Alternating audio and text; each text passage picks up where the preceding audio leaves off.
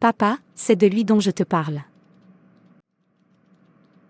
Jeune homme, tu as dit que tu voulais épouser ma fille. Oui, monsieur. Alors qu'est-ce que vous faites dans la vie? Monsieur, je suis un homme d'affaires. Quel genre d'affaires? Et j'espère que vous êtes chrétien. Nous sommes une famille chrétienne, donc je veux qu'un chrétien épouse ma fille. Monsieur, j'achète et je revends. J'ai une petite boutique où je gère. Quant à la religion, je suis chrétien et j'aime votre fille. Je veux passer le reste de ma vie avec elle. Vous achetez et revendez. Vous gérez une petite boutique. D'accord, vous pouvez y aller. Nous vous répondrons plus tard. D'accord monsieur, je vais y aller. Au revoir cher. Au revoir. Papa, laisse-moi le voir partir.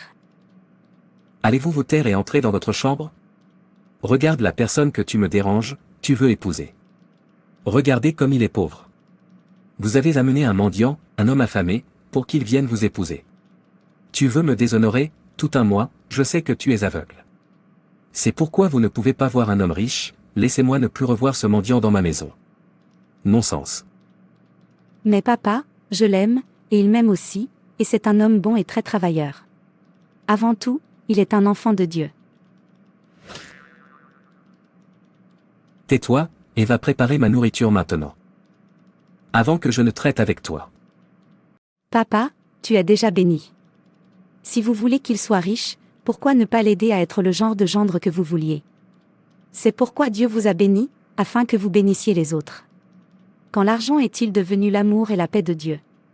Nous avons été aveuglés par la racine de tout mal, appelée argent, c'est pourquoi beaucoup de mauvaises choses se produisent aujourd'hui, l'amour de l'argent a pris l'amour de Dieu, même dans l'Église aujourd'hui, beaucoup de pasteurs s'engagent dans le mal-faire, juste pour accomplir des miracles, de cette façon les gens commenceront à les presser, leur offrant de l'argent, des cadeaux fermes et différents, mais quand vous en verrez un sincère, personne ne se souciera d'eux. Les gens préfèrent les mensonges et les faux aux biens. Et c'est ce que dit la Bible qui arrivera quand la fin de ce monde se rapproche. 2 Timothée 3 versets 1 à 5, mais comprenez ceci, dans les derniers jours, des temps terribles viendront. Car les hommes seront amoureux d'eux-mêmes, amoureux de l'argent, vantards, arrogants, abusifs, désobéissants à leurs parents, ingrats, impies, sans amour, impitoyables, calomniateurs, sans maîtrise de soi, brutaux, sans amour du bien. Traîtres, capiteux, orgueilleux, amants des plaisirs plus qu'amants de Dieu, ayant une forme de piété mais reniant son pouvoir. N'ayez rien à faire avec de telles personnes. Nous, chrétiens, devons être prudents. La fin est là. Les signes de la fin sont partout.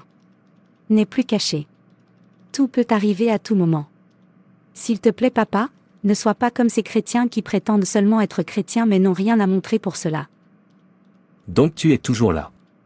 Écoute, à partir de maintenant, je ne veux plus te voir avec lui, et si tu penses que je plaisante, et c'est moi. Non-sens. Au lieu que vous ameniez quelqu'un qui me donnera, vous avez amené quelqu'un que je donnerai. Je ne t'en veux pas, car ton père est riche. C'est pourquoi tu t'en fous.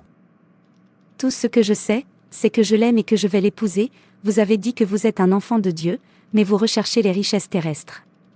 Ne devriez-vous pas être différent du monde? Dieu attend de nous de bons fruits parce que c'est la seule indication que nous demeurons toujours dans la vigne. S'il n'y a pas de fruits, de bonnes œuvres, alors la foi est morte. Alors que le vigneron suppliait le vigneron de lui permettre d'effectuer l'épandage nécessaire, de fumier supplémentaire pour augmenter la productivité, promettant qu'après avoir tout fait, si l'arbre restait infructueux, il n'y aurait pas de meilleure option que de l'abattre, ainsi est le Christ Jésus tendrement plaidant au nom des pécheurs. J'ai entendu dire que je suis un pécheur parce que j'ai dit que je ne voulais pas d'un mendiant ou d'un homme affamé comme gendre. Si c'est un péché, qu'il en soit ainsi. Quand est-il devenu obligatoire de fréquenter des mendiants? Je ne veux pas de mendiants dans ma maison et rien ne peut changer cela. Mais, les enfants de Dieu ne doivent pas laisser tomber leurs semblables ou les traiter de mauvais noms. Ou pensent qu'ils sont meilleurs qu'eux. Dieu déteste ça. C'est un péché, car ce n'est pas vous qui les créez. Nous devons apprendre à traiter nos semblables avec amour et respect.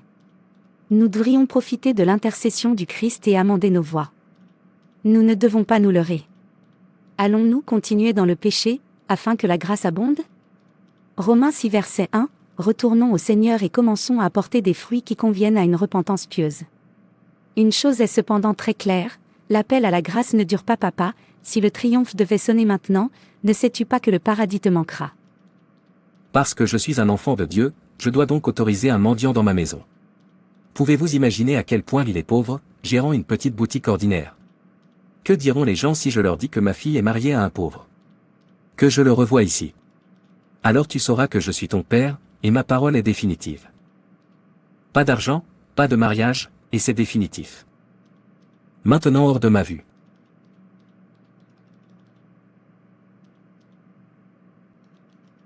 Dieu merci, je vous vois ici. Je viens chez toi pour vérifier que tu vas bien. Je n'ai pas eu de vos nouvelles et vous ne répondez pas non plus à votre appel. Qu'est-il arrivé? Rien, tu n'as plus besoin de venir chez moi. C'est fini entre nous. Mon père ne t'aimait pas.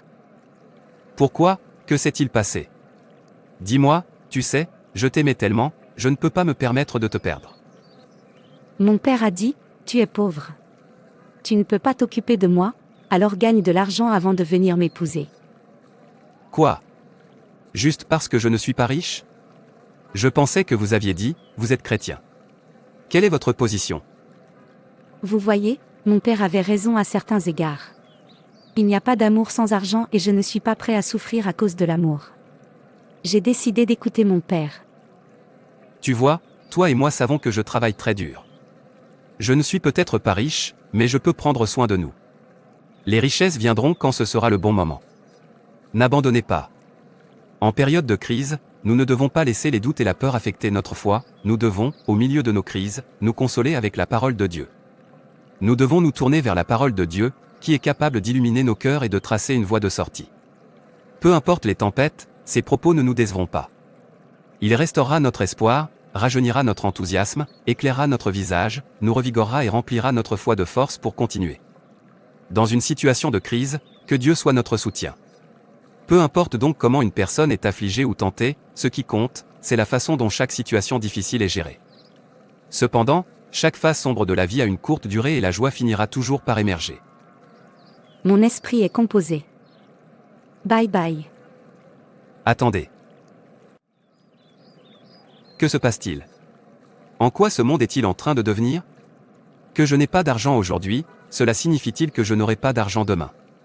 Que quelqu'un soit mort aujourd'hui, cela signifie-t-il que la personne est foutue? Cela signifie-t-il qu'il n'a jamais été pauvre auparavant?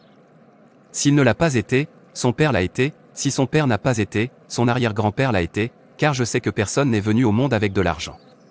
Nous sommes tous venus vides et repartirons vides. Dieu merci, vous n'êtes pas la seule femme au monde. Je continuerai ma vie parce que je sais que mon Rédempteur est vivant et qu'il n'y a personne qui soit né avec de l'argent ou pauvre. C'est juste une question de temps.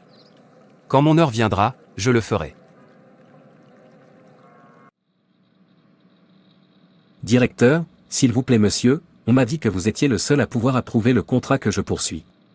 S'il vous plaît, j'ai besoin de votre aide. D'accord, êtes-vous monsieur José? Oui, mais tu m'as l'air familier. Attendez, n'êtes-vous pas le jeune homme qui est venu demander la main de ma fille en mariage? Non, votre fille, non, je ne m'en souviens pas. Je suis le père de Joy. Je suis celui que tu es venu chez lui il y a 5 ans. Ok, Joy, la première femme que j'ai voulu épouser, oui, comment va-t-elle? Elle va bien. Êtes-vous le propriétaire de ce lieu? Par la grâce de Dieu, je suis. Qu'est-il arrivé? Je ne t'ai pas revu, et Joy, ma fille, dit toujours qu'elle t'aime, et elle est toujours disponible. Je suis désolé monsieur, je suis maintenant un père de famille. En fait, j'ai été aidé par mon beau-père. Quand j'allais demander la main de sa fille en mariage, j'avais peur qu'il me rejette parce que je suis pauvre, mais à ma grande surprise, il m'a dit. Mon fils, être pauvre ou riche aujourd'hui n'a pas d'importance, parce que j'étais autrefois un homme pauvre, alors je n'ai jamais cru que je deviendrais riche un jour, mais aujourd'hui, regarde-moi, très à l'aise. Tant que Dieu se souviendra de moi et éliminera la pauvreté dans ma vie, je sais qu'il se souviendra des autres de la même manière qu'il s'est souvenu de moi le moment venu. Mes richesses ne sont pas tombées du ciel, elles sont venues par quelqu'un qui m'a dirigé, et vous êtes quelqu'un, et je suis quelqu'un, et le fait que vous m'ayez connu signifie que je suis ce quelqu'un pour vous diriger. Donc, ce que je veux de vous, c'est de la sincérité, de la concentration et de la crainte de Dieu, et aussi de très bien prendre soin de ma fille. Puis j'ai conclu. Chaque déception est une bénédiction. Il y a encore des gens qui craignent Dieu et savent ce qu'il est capable de faire, et mon beau-père en fait partie. Je ne peux pas croire ça. Vous voyez, si nous avons le véritable amour de Dieu, nous le montrerons dans nos vies. Nous n'aurons pas à parcourir la terre pour le proclamer. Nous le montrerons dans tout ce que nous disons ou faisons. Malheureusement, certaines personnes voient les autres, même les membres de leur famille, s'éloigner de Dieu sans cligner des yeux. Aucune intercession ou effort n'est fait de quelque manière que ce soit pour se débarrasser du fardeau du péché ou des défis de leur vie. Mais la demande de Dieu de la part des siens est de se tenir dans la brèche au nom des autres. Il veut voir le bon samaritain en nous, prendre soin de nos voisins et amener les pécheurs à Christ. Il ne cherche pas ceux qui se frappent la poitrine avec orgueil en tant que seuls justes, ni ceux qui ne se soucient pas du salut et du bien-être éternel des autres. Dieu s'attend à ce que ses fils et sa fille soient ceux qui demanderont au jour du jugement, « Seigneur, quand t'avons-nous vu affamé et t'avons-nous nourri? Ou assoiffé, et t'as donné à boire? Quand t'avons-nous vu malade ou en prison, et sommes-nous venus vers toi ?» Et le roi répondra et leur dira, « En vérité, je vous le dis, dans la mesure où vous l'avez fait à l'un de ces plus petits de mes frères, c'est à moi que vous l'avez fait. » Matthieu 25 versets 37 à 40. Dieu veut nous voir, vous et moi, faire les actions du bon samaritain, malgré nos horaires serrés et nos engagements religieux. Je vais y aller maintenant. Tu as dit que tu voulais que je fasse quelque chose pour toi. Qu'est-ce qui me fait penser que Dieu ne se souviendra pas des autres comme il s'est souvenu de moi alors? Maintenant, ma fille est toujours célibataire. Ne soyez pas une honte aux yeux de Dieu, il est toujours sur le trône, ne méprisez jamais une personne à cause de son origine. Regarde ce qu'il y a à l'intérieur, pas ce qu'il y a à l'extérieur, ça ne compte pas. L'histoire biblique révèle qu'à différentes générations, les personnes véritablement riches étaient les plus justes. Par exemple, Abraham était le plus riche de son temps, pourtant il était appelé l'ami de Dieu. Il était très riche en bétail, en argent et en or. La même chose a été enregistrée au sujet d'Isaac, d'Israël, de Joseph et d'autres. Il prospérait partout où il se trouvait. Dans Matthieu 19 verset 23, Jésus révèle la vérité sur les riches et le royaume, soulignant qu'il est difficile pour un homme riche qui met son cœur sur ses richesses d'être sauvé. Dans les 7 versets précédents, un jeune homme riche était venu à Jésus, voulant savoir ce qu'il devait faire pour hériter la vie éternelle, après avoir fidèlement observé les 10 commandements. Pour être parfait, Jésus lui a demandé de vendre tous ses biens matériels et de les donner aux pauvres pour qu'ils aient des trésors dans le ciel et ensuite le suivre. Les Écritures rapportent que le jeune homme s'en alla triste car il avait de grands biens. Matthieu 19 versets 16 à 22. Christ n'est pas contre l'enrichissement ou les riches. Il désire que nous prospérions comme nos âmes prospèrent. L'argent, avec le confort qu'il peut apporter, a un effet puissamment enivrant dans le cœur des hommes, et des femmes qu'il peut devenir une idole. Si nous ne sommes pas très prudents, cela peut totalement submerger et diminuer l'amour de Dieu dans nos vies. Il est tout à fait impossible pour un homme qui met son cœur sur ses richesses d'aller au ciel. Le Seigneur a promis que tous ceux qui avaient renoncé à leur possession ou à leur confort à cause de son nom, recevraient le centuple sur la terre et hériteraient la vie éternelle. Matthieu 19 verset 29. Nos plus grandes richesses sont les richesses que nous avons en Christ. Merci d'avoir regardé. Et n'hésitez pas à vous abonner, liker et partager. Que Dieu te bénisse. Et souviens-toi que Jésus t'aime.